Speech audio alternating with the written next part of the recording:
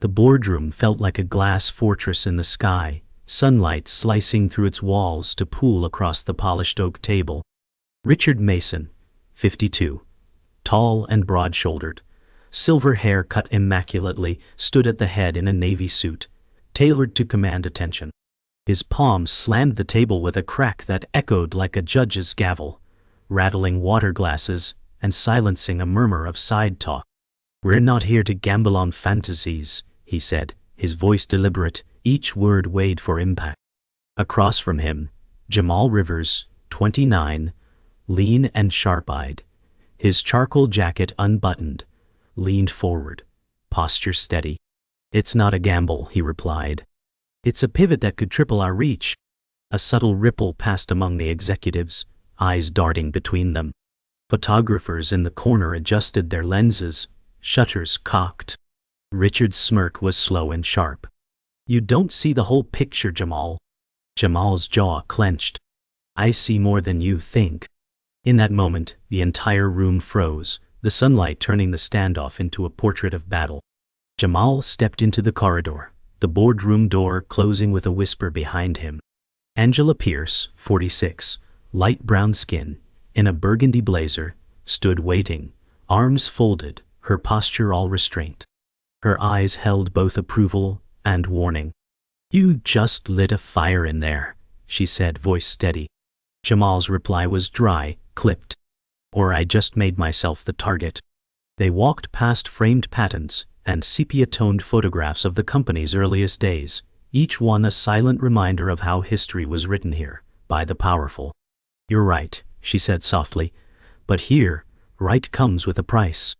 Jamal caught his reflection in the polished marble, steady gaze, squared shoulders. "Then they'll learn what that price is." Richard lingered at the head of the table, the boardroom now empty save for the CFO, 58, thinning hair, gray suit, staring at his hands. "We can't let him derail us," Richard said, each word deliberate. The CFO shifted, voice uncertain.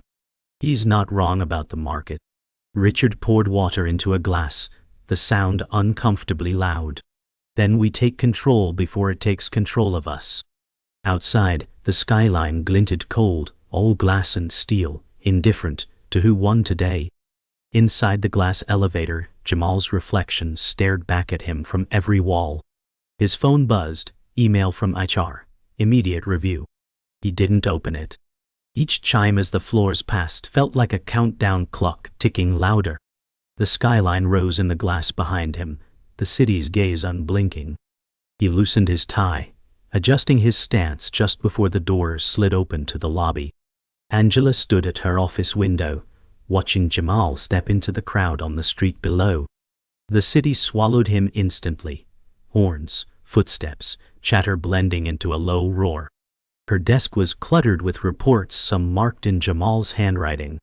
A knock. Our director, 52, pale skin, black suit, appeared in the doorway. "We need to talk about Jamal." Angela didn't turn. "Then talk to me first."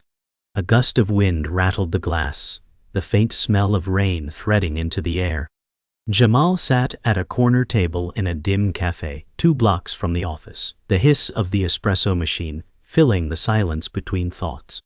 His laptop glowed with the unfinished prototype, code scrolling like an untamed current. Angela slid into the seat across from him, eyes darting to the door as if expecting someone to follow. "You're not letting this go," she said, her voice low but certain. Jamal didn't look up. "It's bigger than me now. They think I'm just noise. I'm going to make it impossible to ignore." She leaned in, the coffee steam curling between them. "They will come after you harder." He finally met her gaze. "Then I'll hit back harder."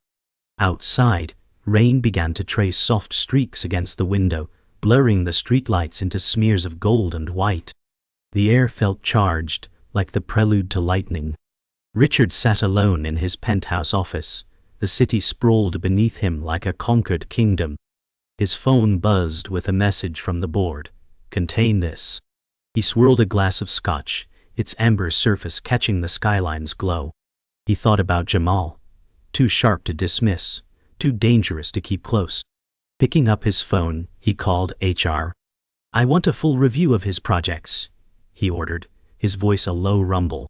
The wind outside howled against the glass, carrying the faint rattle of rain. He leaned back in his leather chair, the faint creak swallowed by the hum of the city below. "If he wants a fight," he muttered to himself, "he'll get one." The skyline lights blinked like distant signals, warning of a battle about to break. Jamal's apartment was a modest space, the kind where every item had to earn its place. The walls bore framed prints of jazz legends, the shelves a careful balance of tech manuals and worn novels. He sat at his desk, headphones on, fingers moving fast over the keys. His screen displayed charts, forecasts, and lines of code, his vision in digital form. The rain outside drummed steadily against the balcony railing, a metronome for his focus. His phone lit with a notification from an unknown number: "You're making enemies you can't see." He stared at the message, jaw tightening, before turning back to the screen. "Let them come," he whispered. The glow of the monitor painted his face in cold blues, his determination burning hotter beneath. Angela sat in her parked car outside the company's garage, windshield streaked with rain. She was on a call, her voice low and deliberate. "He's building it anyway," she said. The voice on the other end was tense. "Then you need to decide if you're in or out." She gripped the steering wheel, eyes fixed on the glowing entrance where employees came and went. Her breath fogged the glass.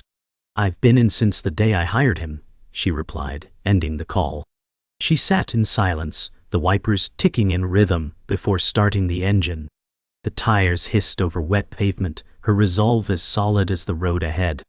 In a quiet conference room after hours, the HR director met with Richard. The fluorescent lights above hummed, casting a sterile pallor over the room. "He's clean on paper," she said, sliding a thin file across the table. Richard didn't touch it. "Paper lies," he replied. She leaned forward. "If you push without cause, you risk the board." Richard's eyes narrowed. "Then we give them cause." He stood, the chair legs scraping softly across the carpet. The room smelled faintly of stale coffee, a reminder of countless late-night strategies. Outside, the rain showed no sign of stopping, tapping against the glass like an impatient hand. Jamal stood in the underground parking garage, rainwater dripping from his coat. He unlocked his car, but his eyes were on the black SUV idling near the exit. The tinted window lowered just enough to reveal a man in a gray suit, his expression unreadable. Jamal's phone buzzed with another anonymous text. "We're watching." His grip tightened on the phone. Angela's voice echoed in his mind. "They'll come after you harder." He slid into his car, starting the engine, the low rumble steadying his breath. As he pulled out, the SUV followed at a distance, its headlights twin spears in the wet darkness. The tires hissed over slick pavement, every turn of the wheel measured, every shadow feeling closer than it should. Angela entered her office to find a sealed envelope on her desk, no name, no markings. She opened it slowly, the paper's faint chemical scent sharp in the air. Inside was a single page, a printed screenshot of Jamal's prototype. A red line was drawn through it, ending in a large X. Her heart pounded as she scanned the grainy image, recognizing private data no one should have. The phone on her desk rang, its shrill tone cutting through the quiet. She hesitated, then answered. A distorted voice said, "Stay out of it." The line went dead. She stood frozen, the paper trembling slightly in her grip, the hum of the office lights pressing into her skull. Richard met with 2 senior board members in a private dining room of an upscale hotel. The table was set with untouched plates, wine glasses catching the soft chandelier light. "He's building something dangerous," Richard said, voice smooth but urgent. The older board member, a man in his 60s with silver-framed glasses, leaned forward. "Dangerous for him or for us?" Richard didn't blink. "Both." The younger woman beside him sipped her wine slowly, eyes locked on Richard. "Then it's not about stopping him," she said. "It's about making sure we own it first." The air smelled faintly of rosemary and smoke, a polished veneer over sharp intent. Back in his apartment, Jamal watched the rain drip down the balcony glass, each droplet catching the neon glow from the street below. His laptop chimed with an incoming file from an unknown source. Against his better judgment, he opened it. A grainy surveillance still filled the screen. Him, in the cafe with Angela. The timestamp was from hours ago. A knot tightened in his stomach. He clicked the file closed and shut the laptop. The metallic snap loud in the small space. The rain seemed louder now, like static pressing against the walls. He whispered to himself, "They're already inside." Angela met Jamal in a dim parking lot, behind an abandoned warehouse, the air damp and metallic. "We're being watched," she said without greeting. He handed her a flash drive. "Everything I have is on here. If I go down." She cut him off. "Don't talk like that. We'll get it out before they can bury it." A distant siren wailed, bouncing off the empty walls. Their breath mingled in the cold air, each exhale visible under the flickering streetlight. Jamal glanced over his shoulder. "We don't have much time." She nodded, slipping the drive into her coat pocket. The wind picked up, carrying the scent of rain and rust. Jamal arrived at Angela's apartment, rain dripping from his coat, breath fogging in the hallway's cold air. She opened the door quickly, ushering him inside.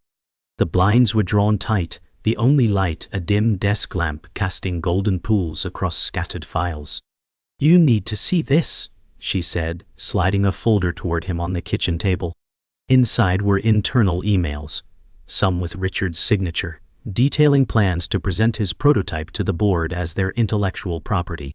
Jamal's jaw tensed, his hands gripping the paper. "They've been planning to steal it from the start," Angela whispered.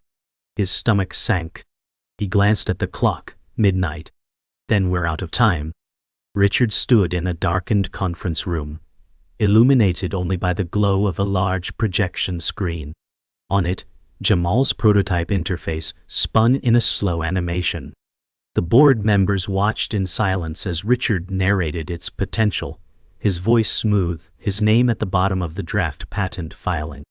The youngest member, a sharp-eyed woman in her 30s, broke the quiet. "And the engineer who designed this?" Richard didn't hesitate. "Contracted talent, no longer with the company." The lie slid easily. "Practice." The others nodded, eyes on the glowing blue interface, unaware of the storm forming beyond the glass walls. Angela and Jamal sat side by side on her couch, laptop balanced between them. "We can leak it," Jamal said. She shook her head. "They'll spin it as theft." He scrolled through folders, opening a hidden directory. Video proof of him designing the prototype over weeks. Angela's eyes lit up. "This is it. Time-stamped, traceable, undeniable." Jamal copied the files to multiple encrypted drives, each beep of the transfer bar ticking like a heartbeat. Outside, thunder rolled across the city, rattling the window frames. "Once we release this, there's no going back," she said. He closed the lid with finality. "We passed that point days ago." Richard met privately with a man in an underground parking structure. The man's suit was immaculate, but his eyes were hidden behind reflective sunglasses despite the dim light. He handed Richard a slim envelope. "Your problem will disappear," he said. Richard's jaw tightened, fingers brushing the envelope's crisp edge. "Just make sure it's quiet." The man slipped into a black sedan, engine purring as it rolled away into the shadows. Richard remained still for a moment, the envelope heavy in his grip, before turning toward the elevator. Above him, the faint echo of city rain seeped into the concrete air. Back at his apartment, Jamal heard a knock, 3 sharp raps. He froze, heart pounding. Through the peephole, he saw no one. He opened the door cautiously, finding a padded envelope on the floor. Inside was a single USB stick, unmarked. He plugged it into his laptop, the screen flashing before a video autoplayed. It was security footage, grainy, black and white, showing Richard in the hotel dining room, discussing the plan to take his work. Jamal sat back, the weight of the proof pressing against his chest. He looked toward the rain-slick streets below and murmured, "Now it's my move." Jamal stood outside the towering glass headquarters, rain dripping from the brim of his hood. In his pocket, the USB stick felt heavier than steel. He pushed through the revolving doors, water pooling at his feet on the marble floor. Security turned toward him, but Angela appeared, badge in hand, cutting their questions short.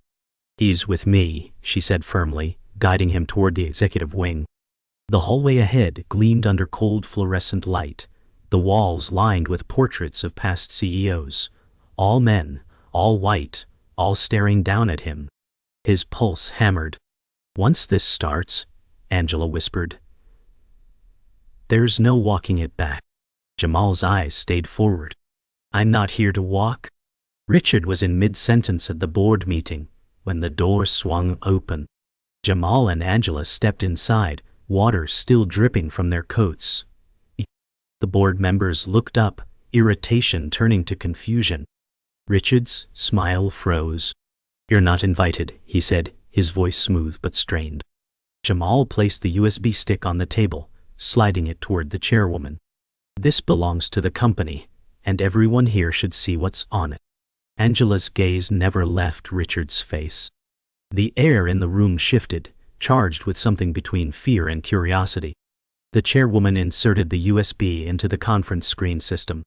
The room dimmed as the video played, grainy footage of Richard discussing the theft, followed by time-stamped recordings of Jamal coding the prototype. Silence weighed heavy. Richard's eyes darted between the faces of the board, searching for an ally, finding none. Angela's voice cut through the stillness. "This is the truth. No more, no less." The chairwoman paused the video, turning her gaze to Richard. "You told us he was gone." Richard's reply stuck in his throat, the lie crumbling under the weight of the proof. Richard stood abruptly, his chair skidding back. "You think this changes anything?" he barked, voice sharp enough to cut glass. Jamal stayed seated, calm but unflinching. "It changes everything." Angela's hand rested lightly on his shoulder, a silent anchor. The chairwoman leaned forward, her tone measured but cold. "Richard, step outside. We'll deliberate without you." His eyes burned as he looked at Jamal, a silent promise of retribution, before he turned and stormed out, the door closing with a heavy thud. The silence left behind was deafening. In the hallway, Richard's footsteps echoed against the marble, each one louder than the last. He pulled out his phone, thumbs moving quickly, sending messages, calling in favors. But inside the boardroom, the vote was swift. The door opened, and the chairwoman stepped out. "Mr. Mason," she said evenly, "the board has decided your tenure ends tonight." His face went pale, the fight draining from his posture. Behind her, Jamal emerged, the faintest nod between them. For the first time, Richard looked small against the towering glass walls. The rain had slowed to a mist by the time Jamal stepped through the glass doors of the building. The cold air bit at his cheeks, carrying the scent of wet asphalt and exhaust. Angela walked beside him, her pace steady, her coat pulled close. The streetlights painted the puddles gold, reflections of the towering skyscrapers bending with each ripple. "You just changed the course of this company," she said, her voice low but certain. Jamal shook his head. "We changed it." A news van pulled up across the street, a camera crew spilling out with urgent energy. Angela's eyes followed them. "They're here for you." Jamal's breath came slow, even. "Then we tell them the truth." Together they stepped into the crosswalk, the city's heartbeat thudding in every horn, footstep, and echo. Inside the boardroom, now emptied of tension but still heavy with change, the chairwoman sat at the head of the table. Stacks of documents were neatly arranged before her. "Draft the press release," she said to the communications director, her tone clipped but calm. The document on her screen read, "CEO Transition. Innovation Initiative. Approve." A young assistant entered, a folder in hand. "The story's already hit the wire," he said. She glanced toward the skyline, where the first pale threads of dawn were weaving into the dark. "Then, let's make sure the truth comes from us first." The hum of the city rose faintly through the glass walls, a reminder that the world was already moving on. Under the bright glare of portable lights, Jamal stood before a forest of microphones, reporters packed shoulder to shoulder. Cameras clicked in relentless rhythm, each flash momentarily bleaching the night. Angela stood just behind him, her hands clasped, eyes fixed on him. "Innovation belongs to those who create it," Jamal began, his voice clear, carrying over the low hum of the crowd. "No title, no office, no corner suite can change that truth." The reporters scribbled furiously, some holding up recorders to catch every word. A chill breeze stirred the edges of his coat, but his stance remained anchored. Tonight he wasn't just defending an idea, he was claiming ownership of his future. In the back seat of a black sedan, Richard stared at his phone, the glow lighting his face in harsh relief. Headline after headline spelled out his fall, some brutal, others clinical, all final. He set the phone aside, leaning back against the leather seat, eyes fixed on the rain-smeared window. Outside, the alley was quiet, save for the soft hum of the engine. A stray cat darted across the narrow lane, disappearing into the dark. His reflection in the glass looked smaller, worn down, as if the power that once framed his presence had already begun to fade. For the first time in years he had nowhere to be. Back in Angela's apartment, the storm had quieted, leaving the windows beaded with silver droplets. Jamal placed the USB stick on her coffee table, its metallic sheen catching the glow of a nearby lamp. "This belongs to both of us now," he said. Angela nodded, a faint smile tugging at the corner of her mouth. "Then we protect it together." The air smelled faintly of coffee and rain. Jamal sank into the couch, the exhaustion of the past weeks settling into his bones. Angela returned with 2 steaming mugs, setting one in front of him. Outside, the city continued its endless motion, but in here, there was a stillness, a moment carved out for victory and resolve. Morning sunlight poured into the boardroom, flooding the polished table in gold. Jamal stood at the head for the first time, the company's logo glowing on the screen behind him, flanked by the prototype in its display. The air felt different, less guarded, more alive. "This isn't just a product," he said, his voice clear. "It's a promise we're making to our customers, and to ourselves." Around him, a diverse team leaned forward, pens ready, eyes engaged. Angela sat to his right, her posture proud, her smile subtle but certain. The city skyline shimmered beyond the glass, no longer a wall, but an open horizon. For the first time, this room felt like it belonged to more than just a few. In a quiet corner of the office, Jamal ran his fingers over the engraved plaque fixed to the display case, Rivers Innovation Initiative. His reflection stared back at him from the glass, layered with the prototype's sleek curves. Angela approached, carrying 2 mugs of coffee. "Not bad for something they called a fairy tale," she said. Jamal smiled, shaking his head. "No, this one's real." The soft hum of the office faded into the background as they stood there, both taking in the weight of what they'd built. In the glass, their reflections stood side by side, equal in this victory. Miles from the glass towers, Richard sat in a small cafe with weathered wooden tables, and the smell of fresh bread in the air. His navy suit had been traded for a worn jacket, his hair slightly unkempt. A folded newspaper sat beside an untouched coffee, the headline about Jamal's appointment printed in bold.